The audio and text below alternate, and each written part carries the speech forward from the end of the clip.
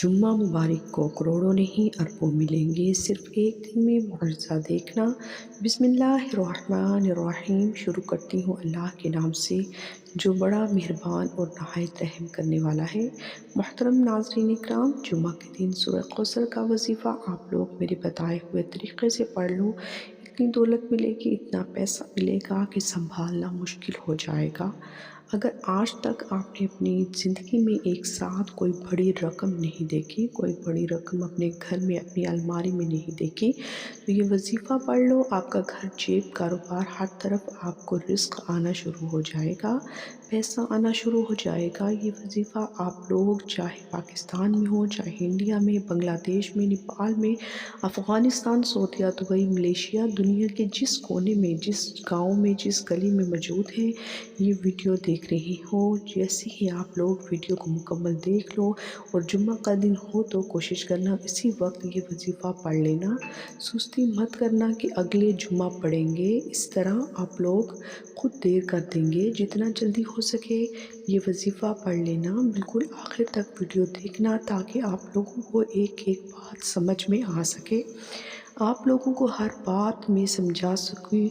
इससे बेहतर मेरे लिए और कुछ भी नहीं है। आप लोग वजीफ़ा पढ़ लो और आपको गैब से रिज़्क मिल जाए, आपकी ज़िंदगियां बदल जाएं, तो मेरे लिए आप लोग दुआ कर दीजिएगा। आज मैं आपको वो मुजर्रब आज़मूदा वजीफ़ा बताऊंगी। मैं ये नहीं कहती कि इस वजीफ़े को पढ़ते ही आपको अरबों खरबों रुपए मिल जाएंगे, लेकिन मैं ये यकीन से कहती हूँ कि ये वो सूरत कौसर का ख़ास वजीफ़ा है कि इस वजीफ़े को पढ़ने वाले की बड़ी जो हाजत होती है, जायज़ हाजत, मिसाल के तौर पर इसको ज़ाती मकान चाहिए तो ज़ाती मकान मिल जाता है। मिसाल के तौर पर इस पर बेशुमार कर्ज़ है तो इसका कर्ज़ अदा हो जाता है। मिसाल के तौर पर इसको कोई फ़ौरी पैसों की ज़रूरत है तो इसको अपने बच्चे बच्चियों की शादी करवानी है, वो मसाइल भी हल हो जाते हैं। और इस तरह को कोई बड़ी रकम कारोबार के लिए चाहिए होती है, कोई बहुत बहुत बड़े मसाइल होते हैं, दूसरे होते हैं, तो वो हाजतें इसकी ज़रूरी पूरी हो जाती हैं। इस वजीफ़े को आप सिर्फ जुम्मा के दिन पढ़ सकते हैं। जिस जगह पढ़ना चाहो इस जगह पर पढ़ लो, इसकी कोई आपको कैद नहीं। जिस वक्त पढ़ना चाहो उस वक्त पढ़ सकते हो, कोई पाबंदी नहीं है। नाज़रीन, जुम्मा के दिन की बहुत फजीलत है, ये बहुत ही बरकत वाला दिन है। जुम्मा की फजीलत के लिए यही काफ़ी है कि सरकार मुस्तफ़ा सल्लल्लाहु अलैहि वसल्लम ने इरशाद फरमाया, ये तमाम दिनों का सरदार है। जुम्मा के रोज़ मरने वाले से कब्र में सवालात नहीं किए जाते। रोज़ जुम्मा में एक ऐसा वक्त है जिसमें दुआ रद्द नहीं की जाती। जुम्मा के दिन एक नेकी का सवाब 70 गुना ज़्यादा मिलता है, जबकि और दिनों में एक नेकी करने पर सिर्फ 10 नेकियां मिलती हैं। जुम्मा के दिन हर घंटे में 6 लाख मुसलमान अज़ाब कब्र से निजात पाते हैं, जिस पर जहन्नुम वाजिब हो चुकी होती है। जुम्मा के दिन हर घड़ी बड़ी कीमती होती है, इसलिए हमें इसकी कदर करनी चाहिए। इसे और दिनों की तरह गफलत में हरगिज़ नहीं गुजारनी चाहिए, बल्कि इस दिन का फ़ायदा उठाते हुए रहमत इलाही से मालामाल होता रहे। तो नाज़रीन इकराम, सबसे पहले सुकून से जहाँ कहीं मौजूद हो बैठ जाओ, दुरूद पाक पढ़ लो। सबसे पहले एक मरतबा कोई सा भी दुरूद पाक पढ़ लो। ये वजीफ़ा, जैसा कि पहले मैंने बताया कि जगह की कोई पाबंदी नहीं, ना ही वक्त की। आपको एक और बात बताती चलूँ कि जो आप लोगों के अक्सर सवालात होते हैं कि इस वजीफ़े को हमें कितने दिन तक पढ़ना है, ये एक अलग सवाल है। तो आप लोग, वैसे तो ये अमल जो है वो एक दिन का अमल है सिर्फ़ और सिर्फ जुम्मा के दिन। अगर आप लोग चाहते हैं तो जुम्मा के दिन भी पढ़ सकते हैं, लेकिन आप इसको किसी और दिन भी पढ़ सकते हैं। इस वजीफ़े को पढ़ने का कोई नुकसान नहीं है, सिर्फ फ़ायदा ही फ़ायदा है। तो आप लोग जितने दिन पढ़ना चाहें इस वजीफ़े को पढ़ सकते हैं, क्योंकि ये वजीफ़ा आप लोगों की, इस वजीफ़े को जब एक बार पढ़ोगे तो आपकी हाजतें, आपकी मुरादें आपकी इंशाअल्लाह ज़रूर पूरी होंगी। जो लोग तकलीफ़ में हैं, परेशानियों में हैं, इन सब को इस अमल की इजाज़त आम है।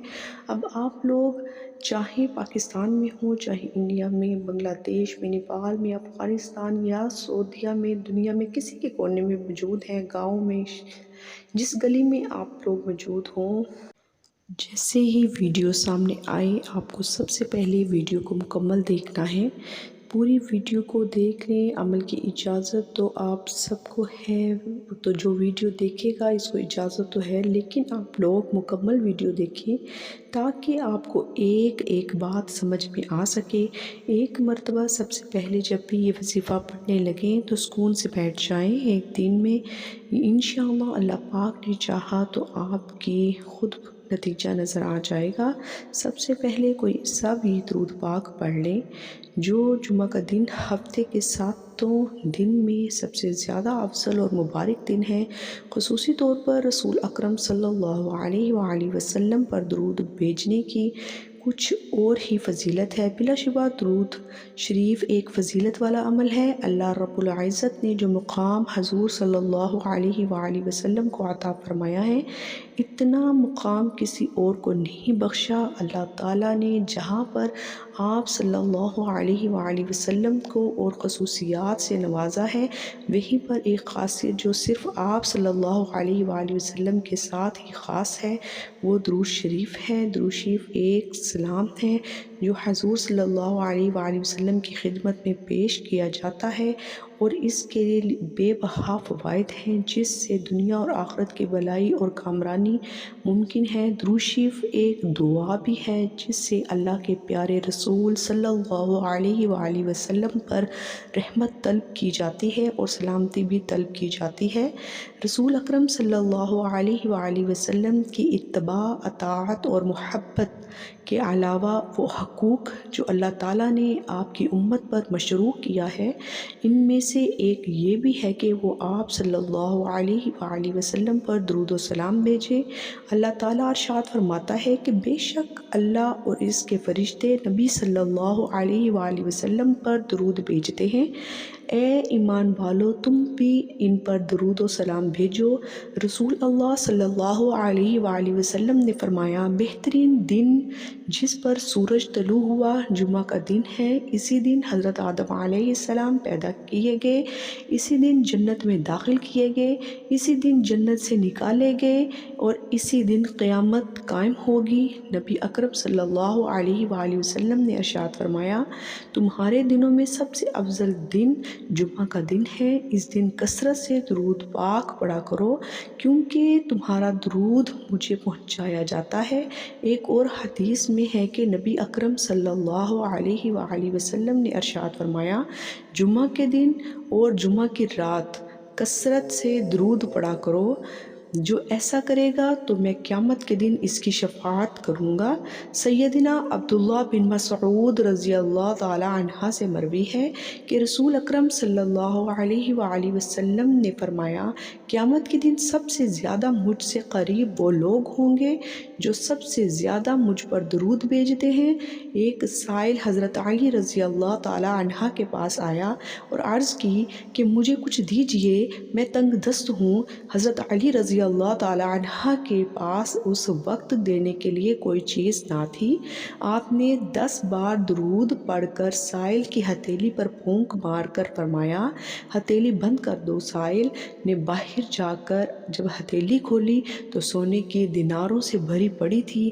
سیدنا ابو ہریرہ رضی اللہ تعالی عنہ کہتے ہیں کہ رسول اکرم صلی اللہ علیہ وآلہ وسلم نے فرمایا، میری قبر کو عبادت گاہ نہ بناؤ اور مجھ پر درود بھیجو، بلا شبہ تمہارا درود مجھ تک پہنچتا ہے چاہے تم جہاں رہو۔ سیدنا علی بن ابی طالب رضی اللہ تعالی عنہ سے روایت ہے کہ رسول اکرم صلی اللہ علیہ وآلہ وسلم نے فرمایا، حقیقی معنوں میں بخیل وہ شخص ہے جس کے پاس میرے نام کا تذکرہ ہو لیکن اس نے مجھ پر درود نہیں بھیجا۔ حضرت عبداللہ بن مسعود رضی اللہ تعالی عنہ سے روایت ہے کہ رسول اللہ صلی اللہ علیہ وآلہ وسلم نے فرمایا، جو شخص مجھ پر بکثرت درود شریف پڑھتا ہے، قیامت کے روز وہ سب سے زیادہ میرے قریب ہوگا۔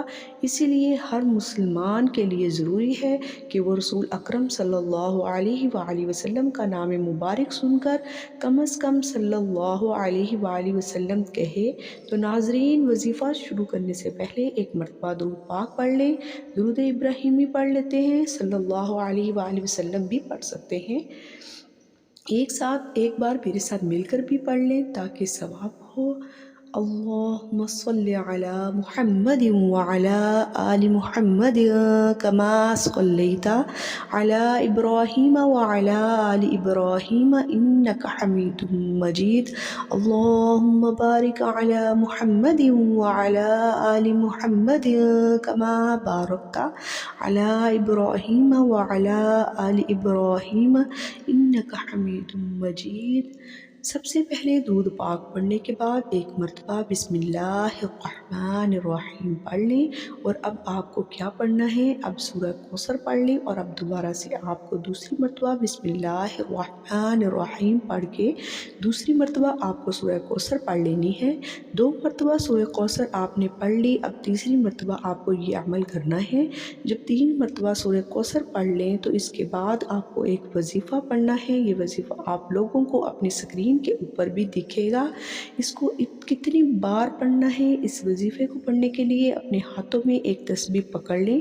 اگر تسبیح موجود نہ ہو تو سیدھے ہاتھ پر بھی اس وظیفے کو پڑھنا شروع کر دیں۔ سیدھے ہاتھ کی پہلی انگلی پر آپ کو ایک مرتبہ پڑھنا ہے حسبنا اللہ و نعم الوکیل، پھر دوسری بار پڑھیں سیدھے ہاتھ کی پہلی انگلی پر ہی حسبنا اللہ و نعم الوکیل، پھر سیدھے ہاتھ کی پہلی انگلی پر تیسری مرتبہ پڑھیں حسبنا اللہ و نعم الوکیل۔ 3 مرتبہ جب اس کو آپ پڑھ لیں تو یہ وظیفہ پڑھ لیں۔ جب پڑھ لیں تو اس کے بعد آپ کو کیا کرنا ہے، ایک مرتبہ بسم اللہ الرحمن الرحیم پڑھ کے سورہ کوثر پڑھ لینی ہے۔